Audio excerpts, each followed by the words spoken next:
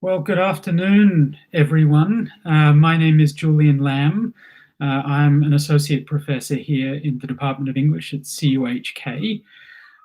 Some of you may well know me because we've been in email exchange with each other.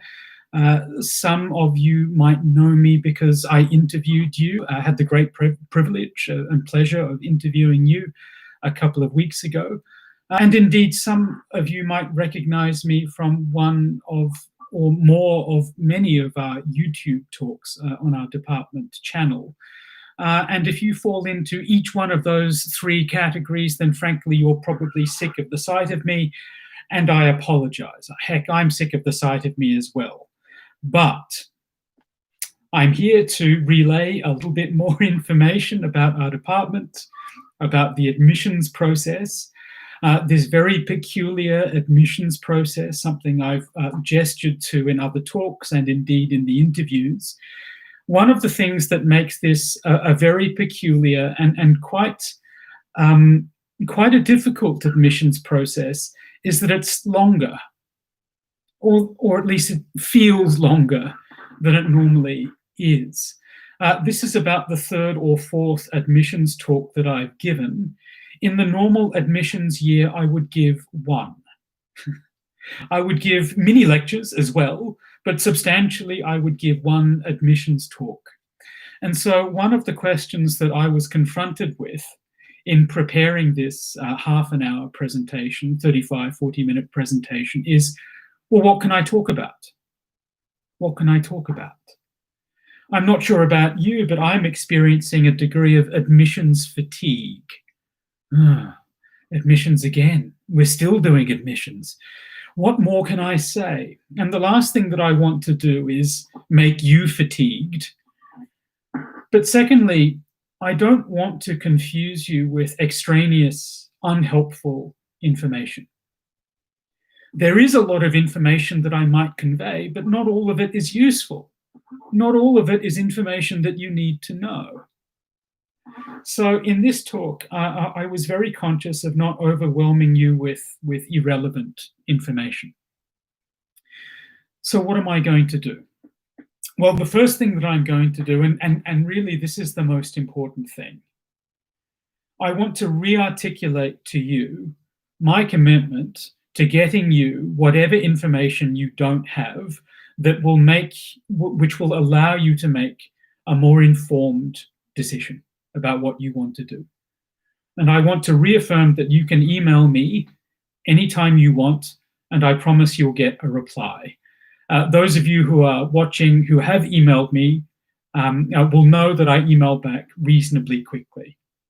And if you want my email address or want to be reminded of it, it's there at the top of the chat box, julianlamb@cuhk.edu.hk. But what else am I going to talk about, apart from affirming to you that you can get information from me? Well, some of what I'm going to do is to re-articulate, or rather to offer you a new perspective on some of the things that I've already said in earlier talks.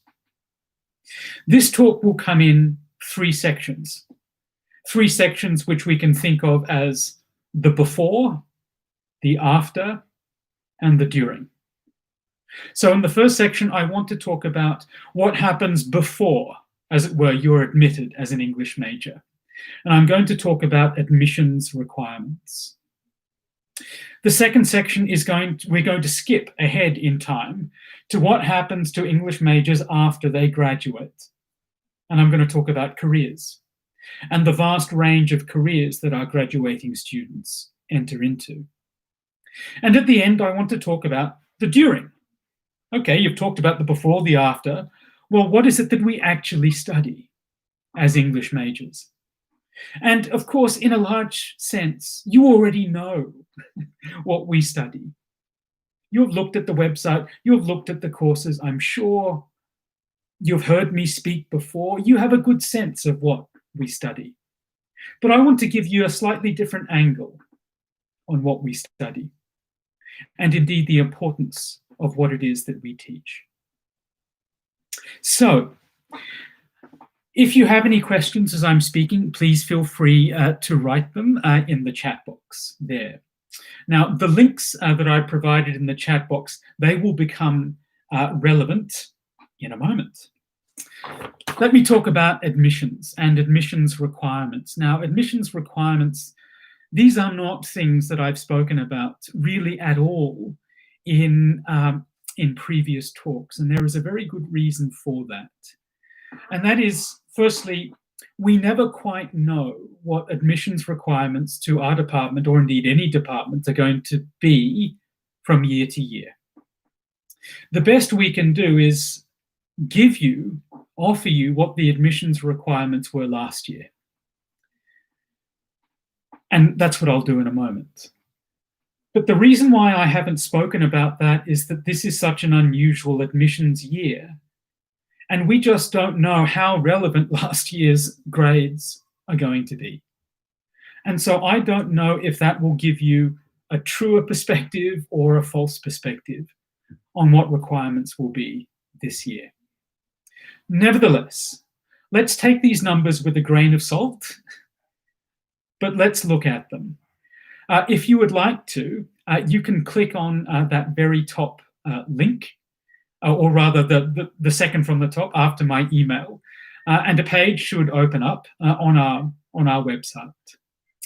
Now, I think if you open that up, you can still hear me, you can still see me, perhaps. Let me talk about these scores. Now, by and large, I'm going to leave you to scrutinize the detail of these scores.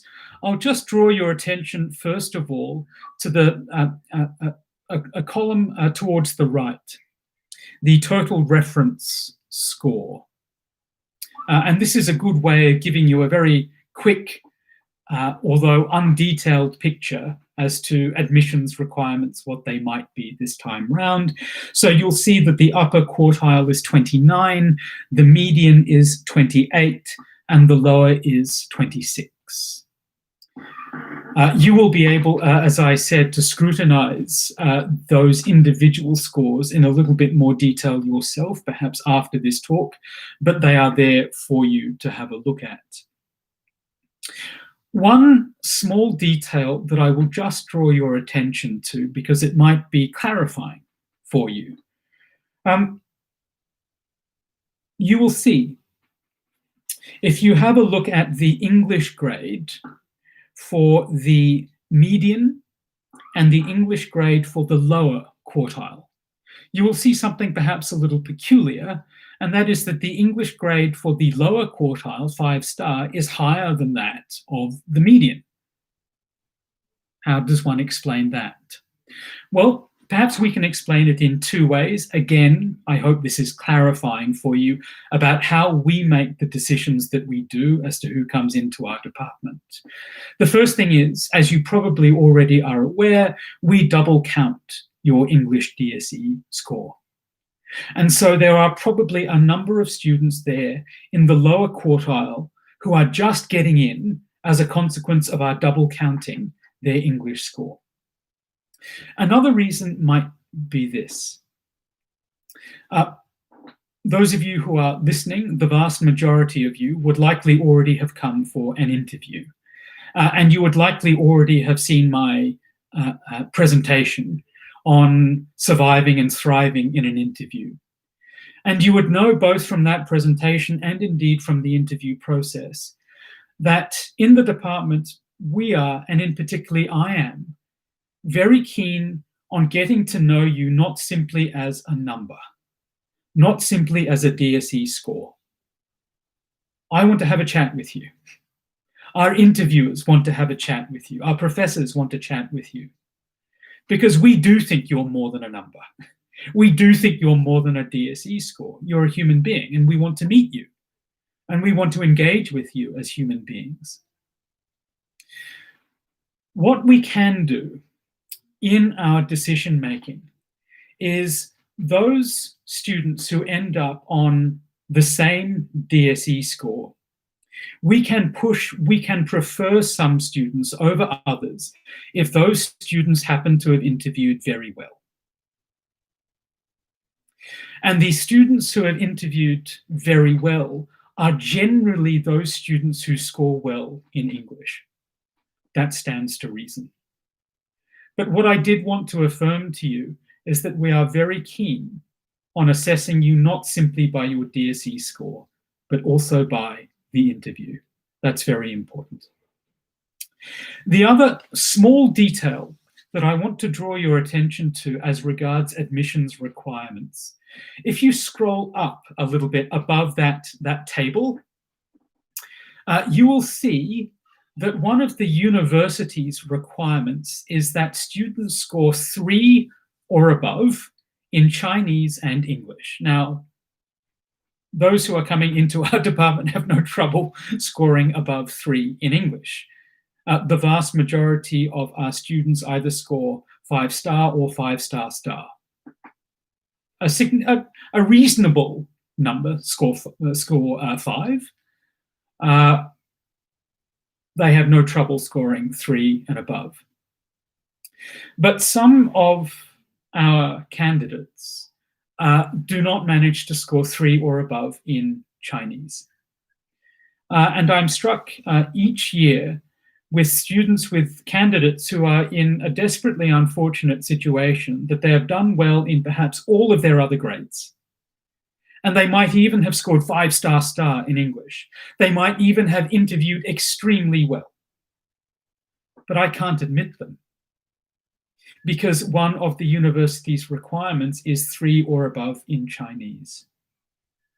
Now, there is not much, I'm afraid, that I can do about that. But,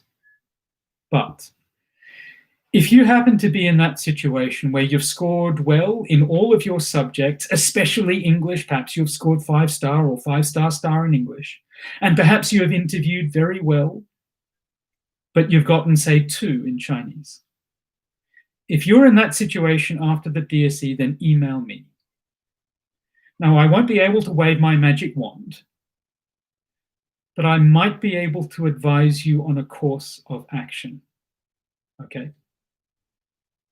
Keep that in mind. Okay, so those are admission scores. And as I said, please take those with a grain of salt, because we don't quite know what's going to happen this year. Does anyone have any questions at all about those admissions requirements? Please do scribble them in the chat box if you do. Okay, so that's admissions. That's before you become an English major. Let's travel in time to after you graduate. After you graduate from our program. Careers. What sort of futures are available to you as a graduating English major? Now, in one of my undergraduate admissions talks, I went through some figures with you. And I'm going to re-articulate some of these figures and perhaps understand them in a slightly different way. 13% of our graduating students go into teaching. Now, I think there is a myth out there that if you do an English major, that therefore means you definitely become an English teacher. Not so. 13% go into teaching. Now, some do, and some make extremely good teachers. And between you and me and the fence post, as a teacher myself, I'm also a researcher, but I'm a teacher too. It's one of the best jobs you can do. It's my dream job. So, don't discount teaching. That being said, 13% of our graduating students go into teaching. A little over 30% of our graduating students go into further study. And what I can say with some alacrity is that these graduating students who go into further study go into a wide variety of areas and programs. It's true, some do go into teacher training like the PGDE, but not as many as you would think. Many, for instance, take a degree in law. Many take degrees in journalism. And some even have had so much fun and have been enlivened by their study of linguistics and literature, that they do an MA or an MPhil in one of these two areas. But even more than that, and this is the figure that I always find striking, and it's the figure that I drew your attention to in that earlier talk. 43.5% of our students go into commerce and industry. Commerce and industry, 43.5%. So that's nearly half of our graduating students. Indeed, these students who go into commerce and industry themselves go into a wide range of different fields and sectors. Now, I'm not going to bore you with the full-length list that I have here of just some of the jobs that our alumni currently occupy. But I will go through a few. We have an alumnus who is Associate Director, Media Relations and Social Marketing at Manulife Asset Management. We have another alumnus who is Senior Program Manager at the D.H. Chen Foundation. We have another who is Head of Marketing and Communications. Communication is a word that I'm going to be talking about in a moment. She is Head of Marketing and Communications at Emperor Watch and Jewelry. We have another who is Management Associate at HSBC.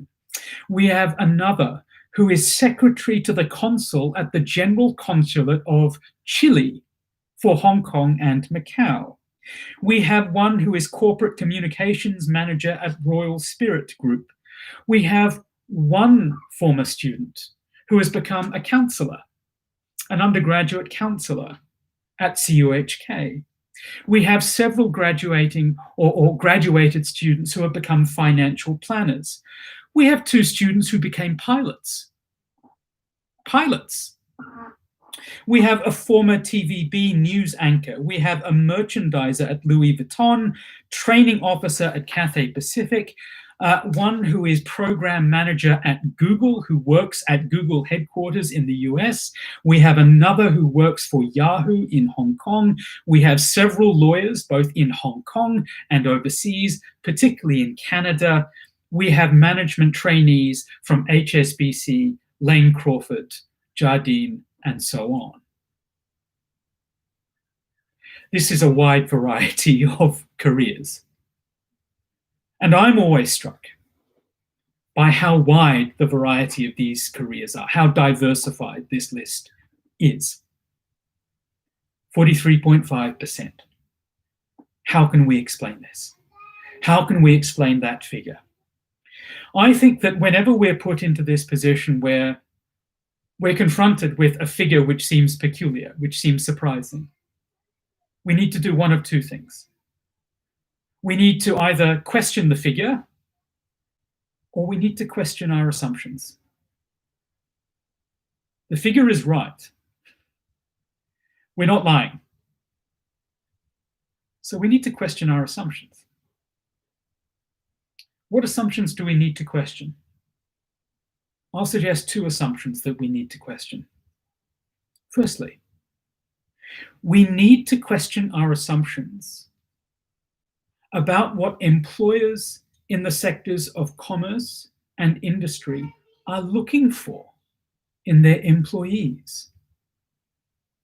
And in particular, we need to question our assumptions about what these sectors are looking for in their early career employees. And secondly, we need to question our assumptions about what skills English majors acquire at university. Now, I'm going to do both of those two things. Let me start with the first one. What skills are in high demand by these sectors, commerce and industry, and indeed other sectors? Now, let me turn to an individual who should know, and in fact who does most certainly know, a lot about employment, a lot about the job market, much more than me. His name is Jeff Weiner. I'm not sure if this name is familiar to you, Jeff Weiner. Jeff Weiner happens to be CEO of a little company called LinkedIn. LinkedIn. Now, I'm sure I don't need to explain LinkedIn to all of you.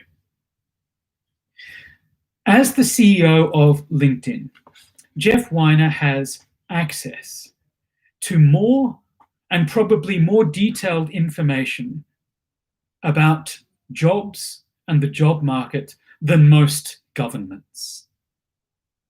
He knows what jobs organizations are advertising. He knows what jobs people currently occupy, and he knows what jobs people want. And perhaps most profoundly of all, he knows that the jobs of the future probably don't even exist yet. And as a consequence, one of the crucial skills that Weiner identifies as being in high demand is adaptability. But more broadly even than that, Weiner says that there is a skills deficit in the US. Where is the skills deficit? In what is the US deficient in terms of skills? It's not, as is generally remarked, it's not coding, which is itself striking, coming from someone who is CEO of an online platform. It's not coding. Weiner says that the skills deficit is in what he calls the soft skills. Things like teamwork, leadership, research skills, problem solving, adaptability. And at the very top of this list of soft skills, communication skills. What most employers want, Weiner says, are written communication, oral communication, team building, and leadership skills. And this is striking, isn't it? Coming from someone who is CEO of essentially a company which is an online platform. Weiner continues. As powerful as AI will ultimately become and is becoming, we're still a ways away from computers being able to replicate and replace human interaction and the human touch.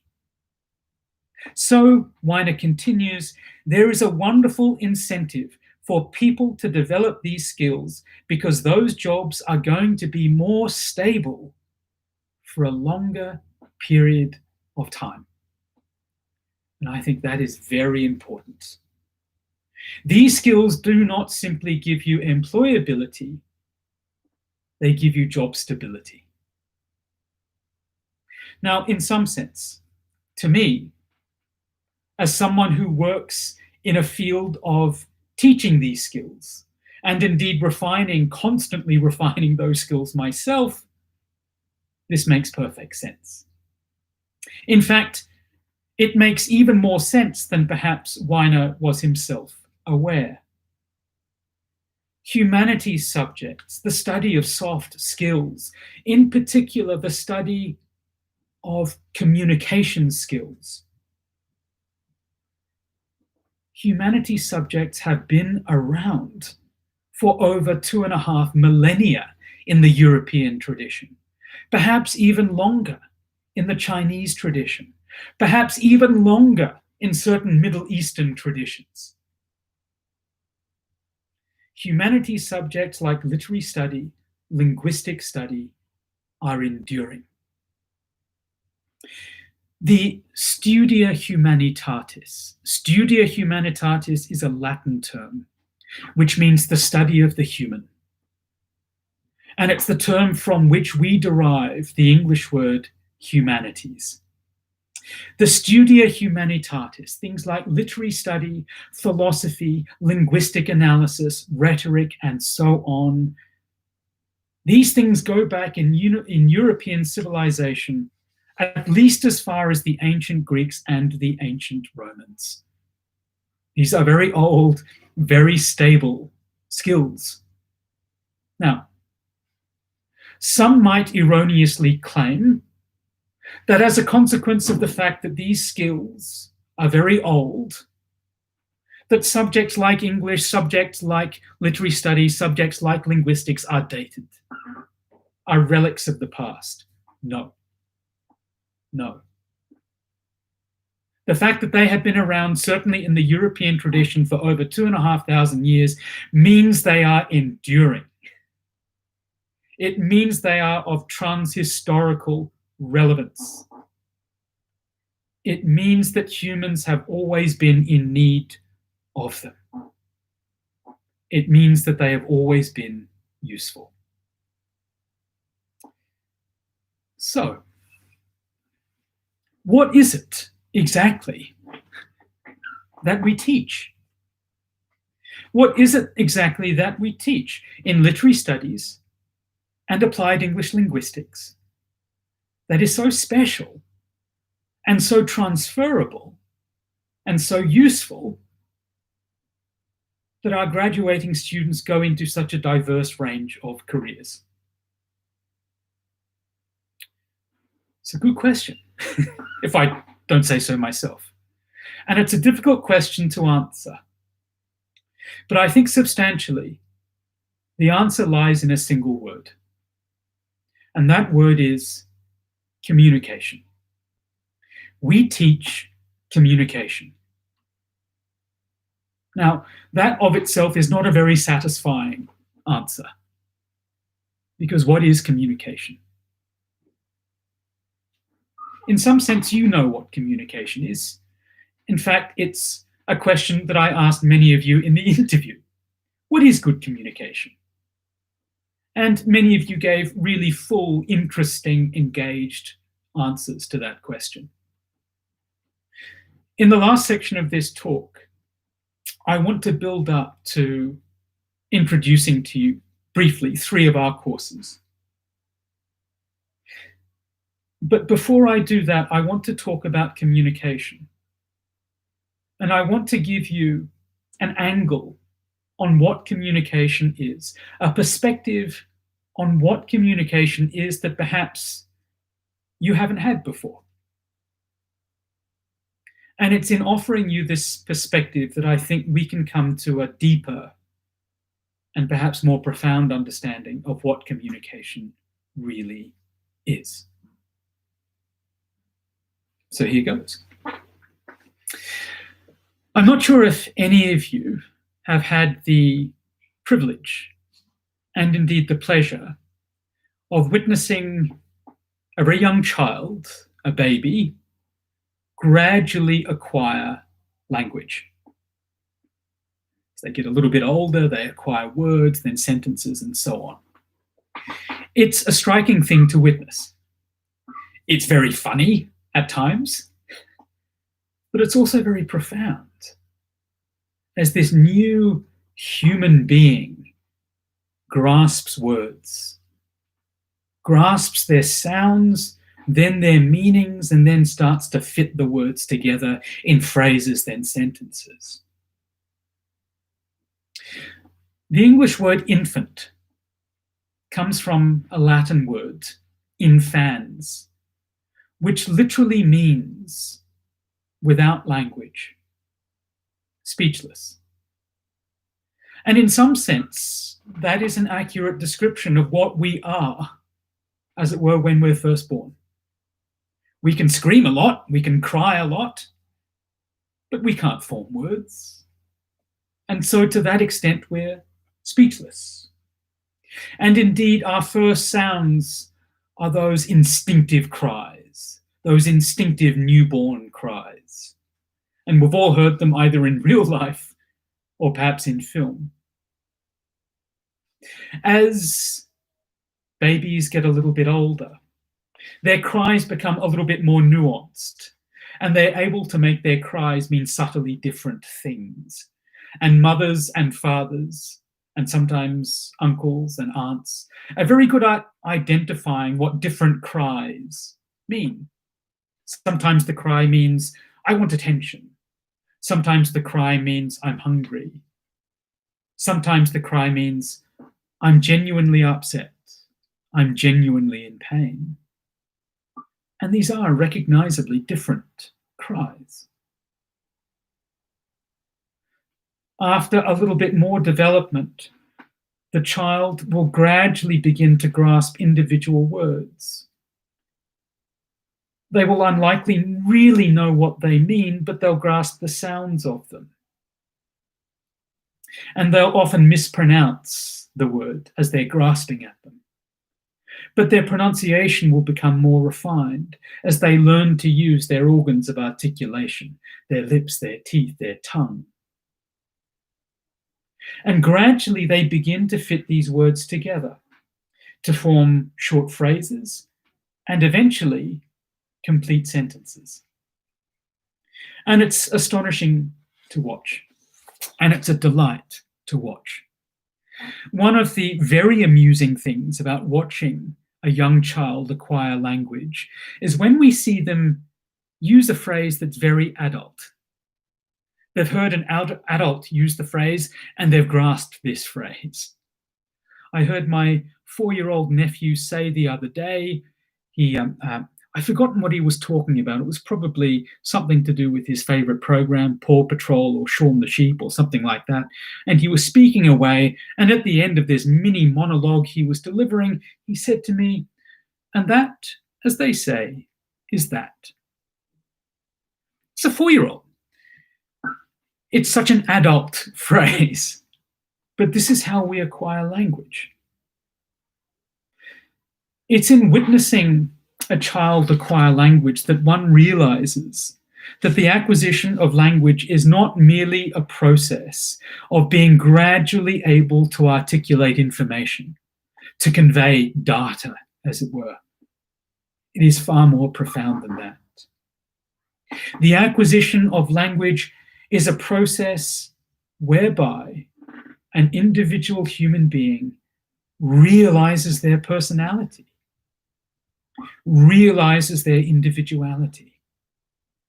This is a new and individual and unrepeatable, unique human being who, in acquiring language, is gradually becoming present in the world. And that's profound. One of the questions that I couldn't help asking myself as I was witnessing my nephew and now my niece acquire language, and it's quite a distressing question, but sometimes I like to distress myself with questions. And the question is, what if he didn't make it out? And by that I mean, what if, try as he might, he simply couldn't get language? The words just wouldn't go in. What if, try as we might, we simply could not teach him language? He simply couldn't get it. What would become of him? Well, it's a pretty horrifying thought. He would be utterly isolated, unable to make himself understood to others in the world, but equally unable to understand others in the world.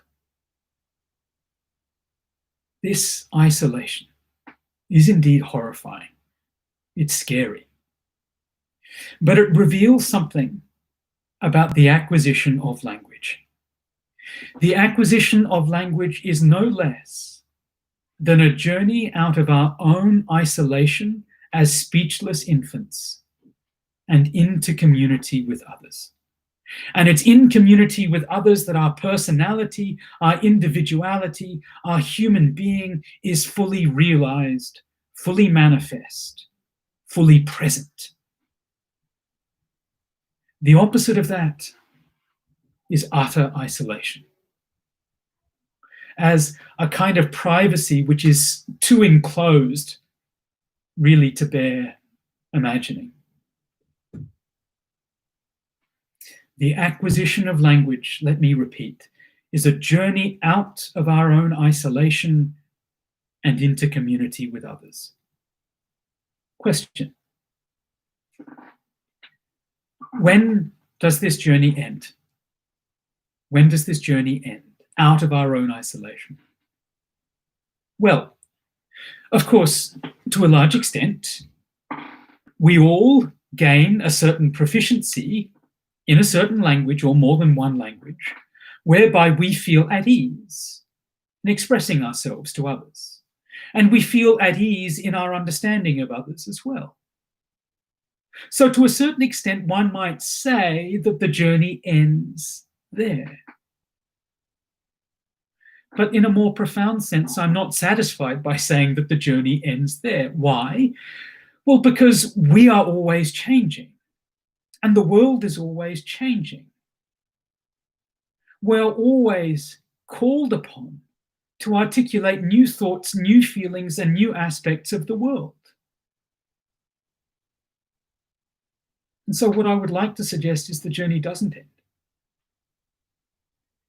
You and I, all of us, are all on a lifelong journey out of our own isolation as speechless infants and into community with others. Community, communication. The fact that these two words are etymologically linked and closely associated is no accident. It is communication rather, that makes community possible.